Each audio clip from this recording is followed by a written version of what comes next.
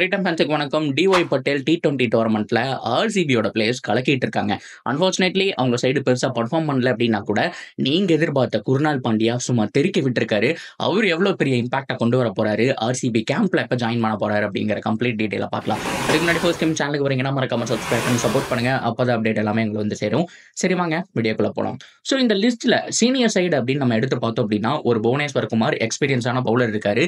எக்ஸ்பீரியன்ஸான bowler மட்டும் இல்லாம எக்ஸ்பீரியன்ஸான spin bowler allrounder அப்படிங்கிற கேட்டகரியில குர்னால் பாண்டியா அந்த இடத்துல வராரு. குர்னால் பாண்டியாவை எடுத்த உடனே சில பேர் வந்து டீசென்டான பைன் சொல்லிட்டு இருந்தாங்க. அவர்கிட்ட இருந்து ஆஹோ ஓஹோனுங்கிற இன்னிங்ஸ் எதிர்பார்க்க முடியாது. அது மட்டும் இல்லாம ரொம்ப மட்டமா பெர்ஃபார்ம் பண்ணக்கூடிய ஆளும் கிடையாது. ஒன்னு பவுலிங் இல்லைன்னா பேட்டிங்ல டீசென்டா கான்ட்ரிபியூட் பண்ணுவாரு. ஸோ அவரை பொறுத்த வரைக்கும் ஒரு பேட்டிங்ல 20-25 ரன்னும், பவுலிங்ல வந்துட்டு ஒரு 4 ஓவர் போட்டு ஒரு டீசென்டான ஸ்பெல்லு போடுறதுக்கான சான்ஸ் இருக்கு. ஸோ இதுக்கு மட்டுமே தான் அவர் எடுத்தாங்க. ஸோ ஆக்சுவலா ஸ்பின்னர்ஸ் வந்துட்டு 2-3 பேர் இருந்தாலுமே ஸோ முதல் ப்ரிஃபரன்ஸ் குர்னால் பாண்டியா கிடைக்கிறதுக்கான சான்ஸ் இருக்கு.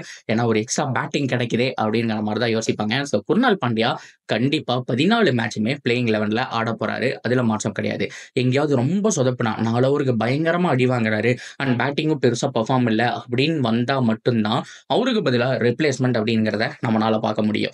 சரி ஓகே, இப்போ டிஒய் பட்டேல் T20 டோர்னமெண்ட் போயிட்டு இருக்கு. ஸோ இதுல புவி அது மட்டும் இல்லாம குர்னால் பாண்டியா 2 பேருமே பண்ணிட்டு இருந்தாங்க. புவி ஒரு பக்கம் நல்லா பண்ணாரு, அது செப்பரேட் வீடியோவில் பார்ப்போம். குர்னால் பாண்டியா பொறுத்த வரைக்கும் 4 ஓவர் வீசினாருங்க, 22 ரன் கொடுத்தாரு, ஒரு விக்கெட் எடுத்தாரு. ஓரளவுக்கு நல்ல கன்சிஸ்டன்டா பண்ணிட்டு இருக்காரு அப்படிங்கிறத சொல்லி ஆகும். அது மட்டும் இல்லாம ரொம்ப முக்கியம் பவுலர்ஸோட ஸ்பெல்ல விக்கெட் எடுக்கிறீங்களோ இல்லையோ ரன் வந்து ஓவரா லீக் பண்ணக்கூடாது. இன்சைட் எட்ஜ் அவுட் சைட் எட்ஜ்ல எல்லாம் சில டைம் எல்லாம் போகும், அதெல்லாம் ஒரு பக்கம் இருக்கட்டும். அது போக டீசெண்டா எவ்வளவு டெலிவரிஸ் போடுறீங்க அப்படிங்கறத முக்கியம். ஸோ 4 ஓவர்ல 22 ரன் கொடுத்திருக்காரு. ஸோ லாஸ்ட் ஒரு 10 மேட்சஸ் ஓரளவுக்கு டீசெண்டா பண்ணியிருக்காருங்க. ஸோ எல்லாருமே எதிர்பார்க்கக்கூடிய ஒரு விஷயம் இதுதான். 10 மேட்ச் ஆடுறாரு, அதுல 6ல இருந்து ஒரு 7 மேட்ச் எக்கானமி 6 கீழ இருந்தா பெட்டரா இருக்குன்னு சொல்லிட்டு ஸோ இந்த மேட்ச்லயும் பார்த்தோம் அப்படின்னா ஸோ 4 ஓவர் போட்டு 22 ரன் மட்டுமே விட்டு கொடுத்து ஒரு விக்கெட்டும் எடுத்திருக்காரு. ஸோ எக்கானமி 6 கீழே வச்சிருக்காரு. இதுதான் ஆர்சிபிக்கு தேவை. ஸோ யாரும் ரன்ஸ் அதிகமா லீக் பண்ணாம இருந்தாலே சின்னசுவாமியில ஸோ பெருசா சேஸ் பண்ணக்கூடிய டார்கெட் அப்படிங்கறத பிக்ஸ் பண்ண முடியாது. ஸோ அது கொஞ்சம் ஈஸியா இருக்கும். அது மட்டும் இல்லாம ஆர்சிபியோட விமன்ஸ் டீம் ரீசென்ட் டைம்ல சின்னசுவாமியில பயங்கரமா தோத்துருக்காங்க. அந்த பிச்சை பத்தி நிறைய மாற்றங்கள் இருக்கு. பிச்சு மாறிடுச்சு, முன்ன மாதிரி இல்லைங்கிற மாதிரியான ஒரு தகவல் வெளிப்படுது. பட் இருந்தாலும் ஆர்சிபி என்ன மாதிரியான டிசிஷன் மேக் பண்ண போறாங்கன்னு தெரியல. ஒரு நல்ல விஷயம் டிகே இத்தனை வருஷமா அந்த டீம் கூடயே இருந்ததுனால மேபி அவருக்கு தெரியும் பிச் எப்படி ரெடி பண்ணலாம் அப்படிங்கிற மாதிரி. ஸோ கண்டிப்பா பேட்டிங் ட்ராக் தான், அதுல மாற்றமே கிடையாது. ஸோ நல்ல ஒரு பேட்டிங் ட்ராக்கா கொடுப்பாங்கிறதுல நம்ம 100% நம்பலாம். ஆனா விமன்ஸ் ஐபிஎல்ல அவங்க எவ்வளவோ ட்ரை பண்ணாங்க, ஆனா 140 தாண்ட மாட்டேது ஸ்கோர். அதே டீம் தான் எல்எஸ் பெரி வந்துட்டு நல்லா எல்லா மேட்சும் அடிக்கும் போது ஸ்மிருதி மந்தானா சப்போர்ட் பண்ணுவாங்க. ஸோ அப்போ அசால்ட்டா ஒரு 180 200 அப்படிங்கிற மாதிரிலாம் போகும். அட்லீஸ்ட் வந்துட்டு 180 அப்படிங்கிறது ஒரு ட்ரேட் மார்க்கா வச்சிருந்தாங்க. இப்போ ஒரு 140 அந்த ரேஞ்சிலேயே நிக்கிறாங்க ஆர்சிபி. ஸோ அதனாலேயே லாஸ்ட் 3 மேட்சா லாஸ் பண்ணியிருக்காங்க.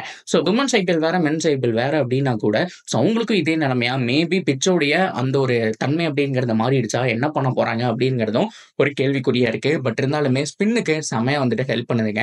குர்னால் பாண்டியா செமையா போடுவாரு அப்படிங்கிற மாதிரி நம்ம எக்ஸ்பெக்ட் பண்ணலாம். ஸோ பாண்டியாவுடைய பெர்ஃபார்மன்ஸ் இம்ப்ரூவ் ஆயிருக்கு. ஸோ கண்டிப்பா 14 மேட்சுமே பிளேயிங் 11ல விளையாட போறாரு.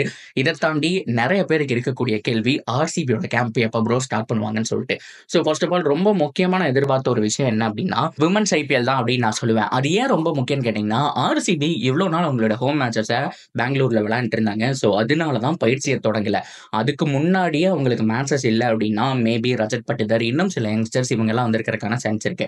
ஸோ இப்போ குர்னால் பாண்டியா புவனேஸ்வர் குமார் இவங்களுக்கும் டோர்னமெண்ட் போயிட்டு இருக்கு. இதெல்லாம் முடிச்சதுக்கு அப்புறம் அவங்க ஜாயின் பண்ணுவாங்க.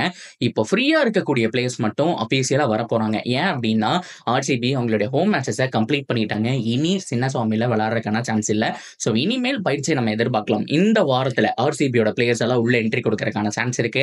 ஸோ அதுக்கப்புறம் வந்துட்டு அவங்களுடைய பயிற்சி தொடங்க போறாங்க. இன்னும் சாலிடா 2 வீக்ஸ்ல பார்த்தோம் அப்படின்னா கிட்டத்தட்ட ஒரு 15 நாள் சாலிடா கிடைக்கும். அது போக சாம்பியன்ஸ் ஆஃபி முடிச்சுட்டு வரவங்களுக்கு சாம்பியன்ஸ் ஆஃபி திஸ் வீக்ல எண்ட் ஆயிரும். மறக்க வேணாம், ஞாயிற்றுக்கிழமை ஃபைனல். அது முடிச்ச உடனே எல்லா பிளேயர்ஸும் கொஞ்சம் ஒரு 2 to 3 days ரெஸ்ட் எடுத்துட்டு அப்படியே ஜாயின் பண்ணுவாங்க. சில பேர் அப்படியே ஜாயின் பண்றதுக்கான சான்ஸ் இருக்கு. ஸோ அதுக்கப்புறம் என்ன ஐபிஎல் திருவிழாக்கு பஞ்சமே இல்லை. ஸோ ஆர்சிபியோட கேம்ப் இந்த வாரத்துல இருந்து தொடங்கும் அப்படிங்கிறத நம்ம எதிர்பார்க்கலாம். So that's video guys. இதை பத்தின உங்களுடைய கருத்துக்கள் என்ன அப்படிங்கிறத தாராளமா கமெண்ட்ல சொல்லுங்க. தொடர்ந்து அப்டேட்டுக்கு சேனலோட இணைஞ்சிருங்க. மறக்காம சப்ஸ்கிரைப் பண்ணி சப்போர்ட் பண்ணுங்க.